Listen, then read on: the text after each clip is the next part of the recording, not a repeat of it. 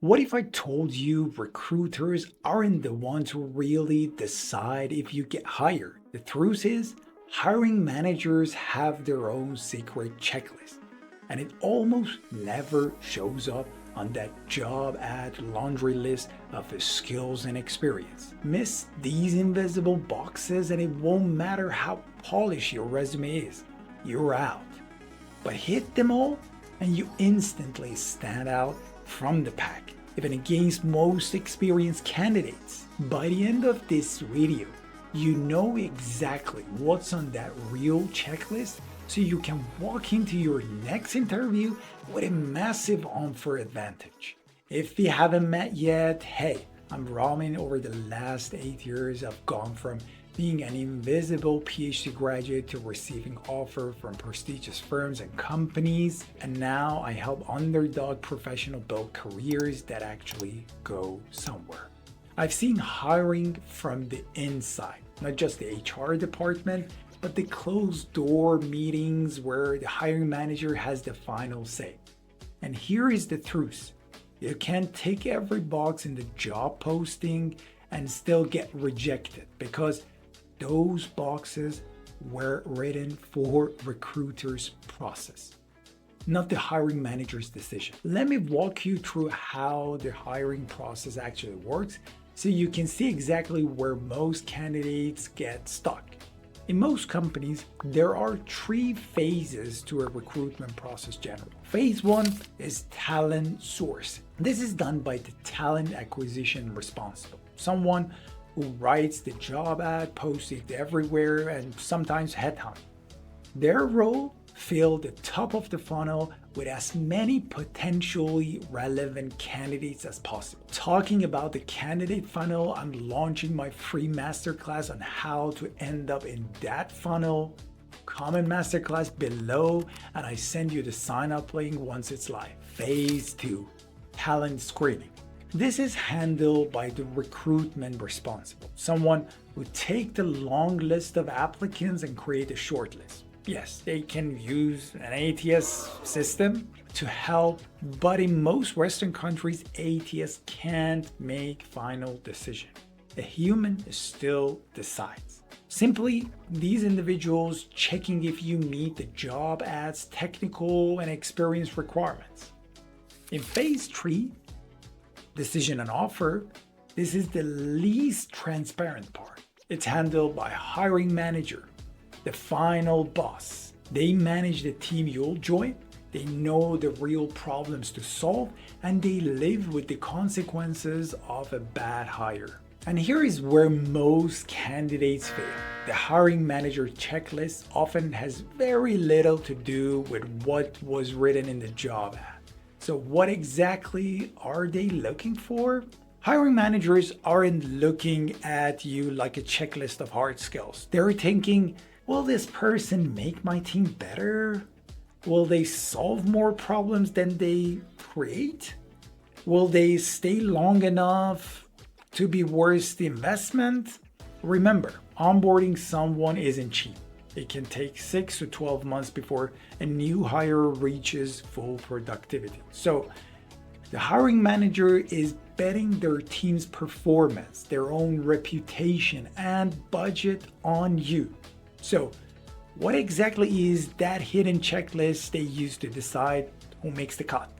Let's step inside the hiring manager's mind. After sitting in enough of these meetings, here what consistently comes up when hiring managers are deciding between candidates who already meet the technical requirements. Your professional story. Hiring managers are not memorizing your resume. They're listening for a coherent narrative. Does your story make sense? Can the hiring manager see a clear line between your past and why you're here now? Take a recent finance graduate example I was working with. He had a CV full of certification and internship, but in his first interview, his story jumped between unrelated part-time jobs, making it hard for the hiring manager to connect the dots. Once this individual reframed everything around how I solve problems with numbers and data, his interview suddenly clicked. A messy or Overly generic story signals uncertainty, and uncertainty, in my view, is equivalent to risk. So, my action tip here is practice telling your career story in under 2 minutes, starting with a hook, connecting your past roles to the skills they need, and ending with why you're excited about this role at all. Once the hiring manager understands your story, the next thing they're asking themselves is, can I actually rely on this person once they're in the role? And that's where professionalism comes in. Your professionalism. This isn't about wearing a suit, it's about reliability. Do you show up on time? Do you listen well?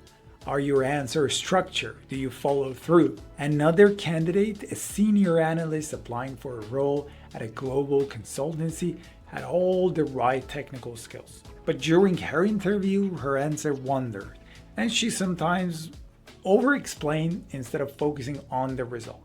The hiring manager's note, strong background, but hard to follow under pressure.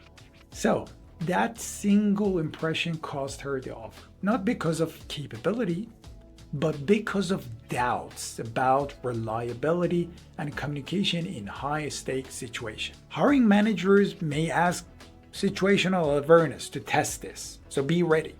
Questions like, tell me about a time you missed the deadline, or how do you handle conflict in priorities? My action tip here is use simply STAR method. Situation, task, action, result. So your answer feel credible and easy to follow. And once hiring managers believe you can be relied on, the final question in their mind is, will this person stick around long enough to make it worth bringing them on? That's where your aspiration and commitment come into play. Your aspiration and commitment. Honestly, no hiring manager wants to train you for months only to watch you leave in 6 months. They know you will eventually move on, but they want to believe you stay long enough to justify the investment. I once watched a candidate nail every technical question in the interview until the hiring manager asked where they saw themselves in 2 years. Their answer, I'm hoping to move into a totally different industry by then. The conversation instantly cooled. It wasn't that the ambition was wrong, but it made the manager question whether investing in them would pay off.